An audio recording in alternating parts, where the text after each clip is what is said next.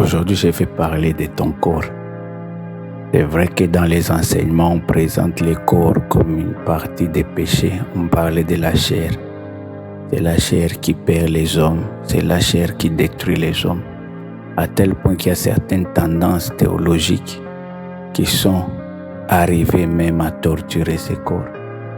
Ils ont dit que c'est un corps de pénitence, c'est un corps qui nous amène en enfer. Mais la Bible ne dit pas cela. La Bible dit ton corps est le temple du Saint-Esprit.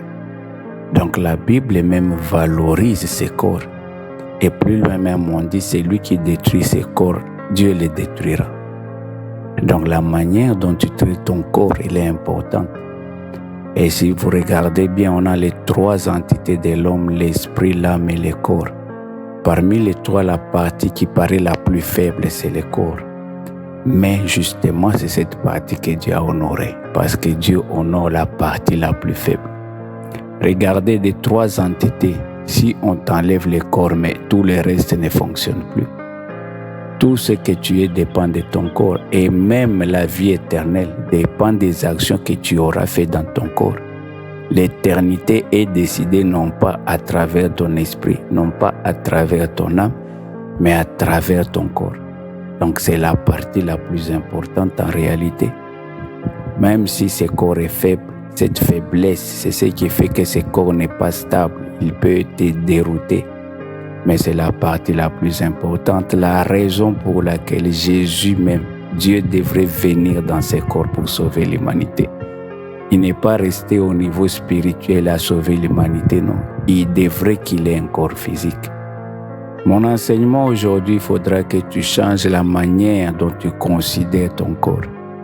Il y en a qui considèrent le corps comme un péché, il y en a qui les font souffrir. Même si l'apôtre Paul a dit qu'il traite durement son corps, ça ne veut pas dire qu'il a détesté son corps, ça ne veut pas dire qu'il a maltraité son corps. Le corps a besoin d'être discipliné, mais le corps n'a pas besoin d'être détruit. Et aujourd'hui, la révélation que je vais vous donner, c'est une révélation extrêmement profonde. Le corps physique que vous voyez, c'est une clé. C'est une clé qui ouvre ta destinée. Autour de toi, il y a tout un environnement que Dieu a positionné et cet environnement dépend de ton intégrité physique. C'est ce corps qui est une clé qui peut ouvrir toutes choses. Regardez cet homme qu'on appelle Bartimée, on a dit qu'il était mendiant. Il est devenu mendiant, pourquoi? Parce qu'il a perdu l'usage de ses yeux. Regardez un peu. Une partie du corps qui ne fonctionne pas détruit toute une destinée, détruit toute une vie. C'est pour vous dire que tout ce que tu as dépend de ce que est ton corps, dépend de l'intégrité de ton corps. Par exemple, aujourd'hui, tu travailles dans une entreprise, tu as une grande position, mais il suffit qu'on t'enlève les yeux. Il suffit que tu tombes aveugle, mais c'est fini, et tu perds tout. Il suffit aujourd'hui que tu deviennes sourd, que tu deviennes muet. Ça a des répercussions directement sur l'environnement. Il suffit aujourd'hui que tu sois incapable de concevoir, d'avoir des enfants, mais ça a des répercussions immédiates. C'est ça l'enseignement que je te donne. Ton corps là, c'est une clé qui ouvre ta destinée. Voilà pourquoi Dieu veut que tu prennes soin de ce corps, que tu entretiennes ce corps, que tu les maintiennes dans l'état où Dieu l'a créé, parce que c'est une clé. Quand tu as une clé et que tu changes quelque chose sur cette clé-là, tu enlèves une dent, tu modifies la forme, la clé ne va plus ouvrir la serrure pour laquelle elle a été faite. Et c'est ce qui se passe aujourd'hui. Il y a des gens qui changent leur apparence. Il y a des gens qui font de la chirurgie esthétique, qui changent la couleur de leur peau.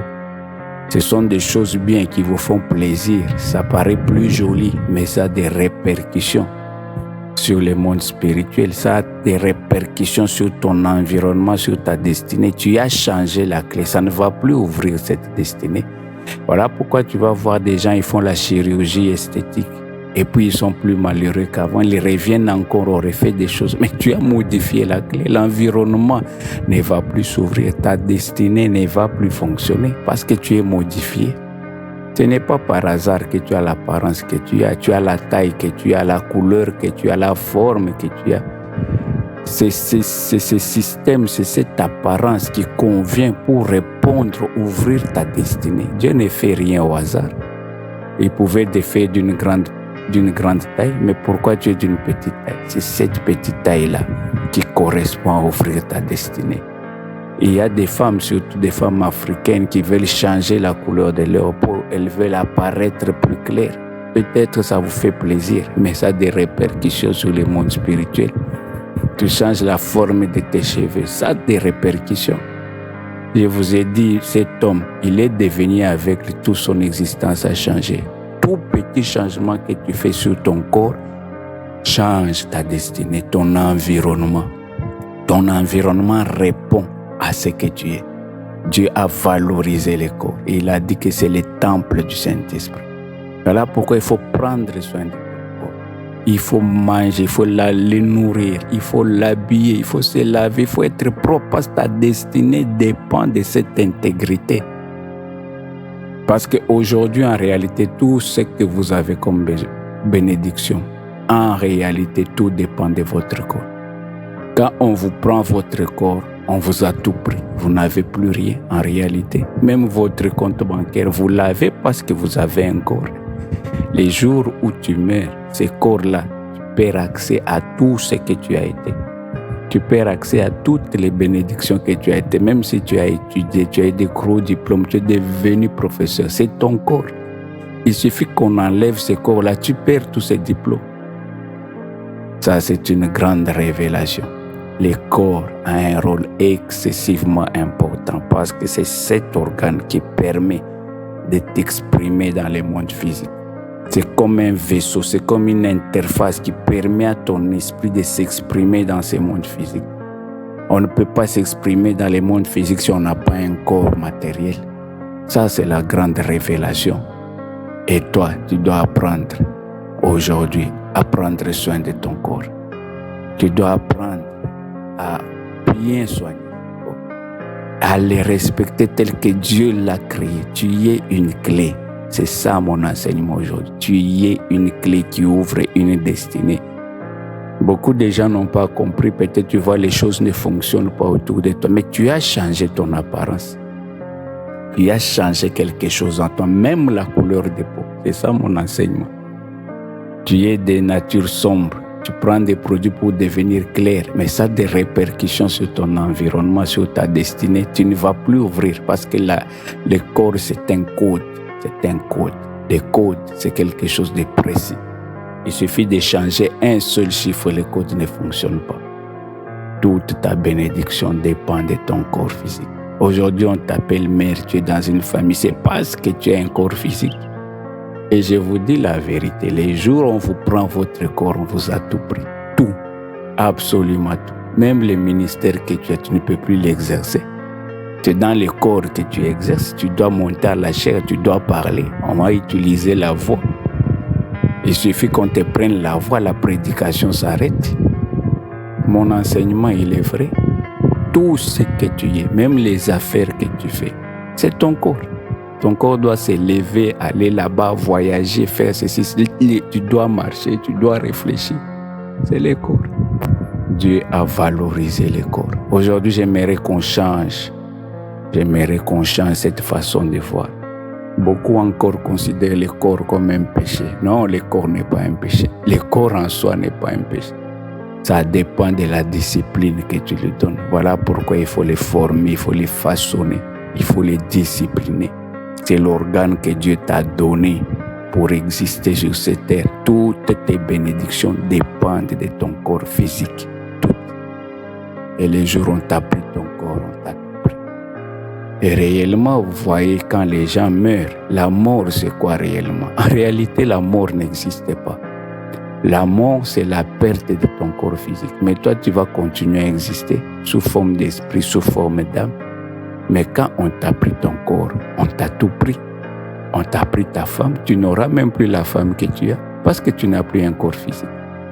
Même les mariages, c'est physique. Tu ne peux pas être dans un mariage si tu n'as pas un corps physique. Il faut que tu sois en bonne santé, tu as de l'intégrité physique pour que les mariages tiennent. Tu ne peux pas éduquer les enfants si tu n'as pas un corps physique. Voilà pourquoi le diable, connaissant ces principes, il met des maladies dans le corps des gens pour te limiter. Je te dis la vérité, il y a certaines maladies, tu as une maladie, tu es limité. Tu as une maladie, là, même le travail s'arrête. Tu es dans une chaise roulante, fini. Malgré l'intelligence que tu avais, le diable connaît ces principes. Il connaît que le corps a de la valeur. Voilà pourquoi il met des limitations dans le corps. Quand tu es tout le temps fatigué, mais c'est de la limitation, il sait que c'est la clé. Il faut embrouiller cette clé pour t'empêcher d'aller loin. Aujourd'hui, avec l'Esprit de Dieu, j'aimerais que ton corps soit restauré. S'il y a des maladies, elles doivent disparaître au nom de Jésus-Christ. Toi qui es tout le temps fatigué, reçois la force. Tu as besoin de ce corps pour faire l'évangile, pour faire l'œuvre de Dieu, pour travailler, pour atteindre ta destinée. Tu as besoin de ton intégrité physique, que tout ce qui a été modifié en toi soit enlevé. Il y a certaines modifications physiques que tu fais toi-même, mais certaines modifications sont spirituelles, imposées par le diable.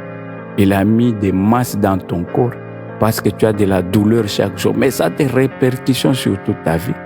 Reçois la guérison maintenant au nom de Jésus. Rapa kantai kaba et sarapa. Voilà pourquoi vous avez vu l'un des ministères principaux de Jésus, c'est le ministère de la guérison, le ministère de la restauration de l'intégrité physique. Il y a des handicapés qui ont marché, des aveugles. C'est ce qu'il avait dit à Jean-Baptiste. Les aveugles voient. Les muets parlent, les sourds entendent, les paralytiques marchent. Il faut que tu reprennes ton intégrité physique maintenant. Alléluia.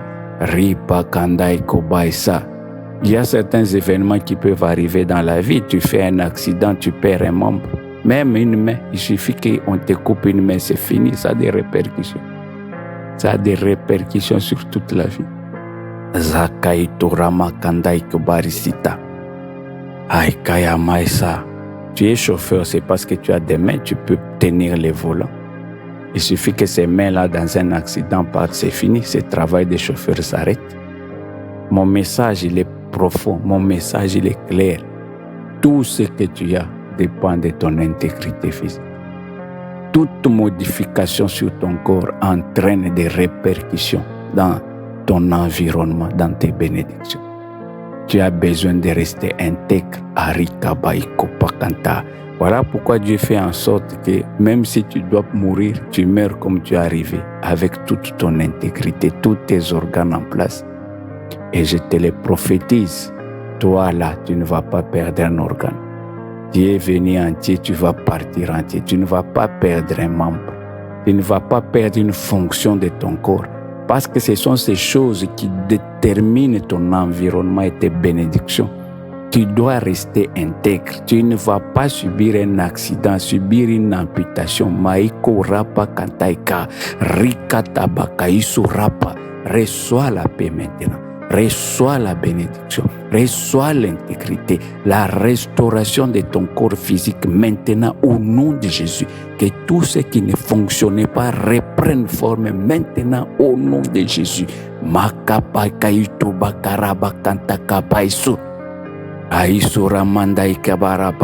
Si le diable te pousse à faire des modifications sur ton corps, c'est un esprit. Je t'enlève de cette influence. Commence à t'accepter comme tu es. Commence à aimer ton corps comme tu es. C'est un message, c'est un code. Il doit rester tel qu'il est. Maïka Isoba. Nayaka Maïsoba Karasa. Toi qui maltraites ton corps, tu vois, ce sont des gènes à tout moment. Mais tu vas tomber malade. Il y a des hommes de Dieu qui sont morts à cause de ça. Rikapa, il faut que tu aies le temps de te reposer. Il faut que tu aies le temps de dormir. Que ce corps se repose convenablement. Ton intégrité, ta bénédiction dépend du bon fonctionnement. Et il y a même des gens qui ont dit un esprit saint dans un corps saint.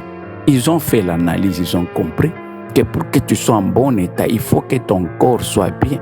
Il faut que tu apprennes à faire du sport, que tu apprennes à faire la marche, que tu apprennes à prendre soin de ce corps. Rapa kantaïka. Ça, c'est ça mon message. Ton corps, c'est une clé qui ouvre la porte de ta destinée. Ne les modifie pas. Quand tu modifies la clé, ça ne s'ouvre pas. Ne les change pas. Prends soin de ton corps parce que c'est le temple du Saint-Esprit. Amen.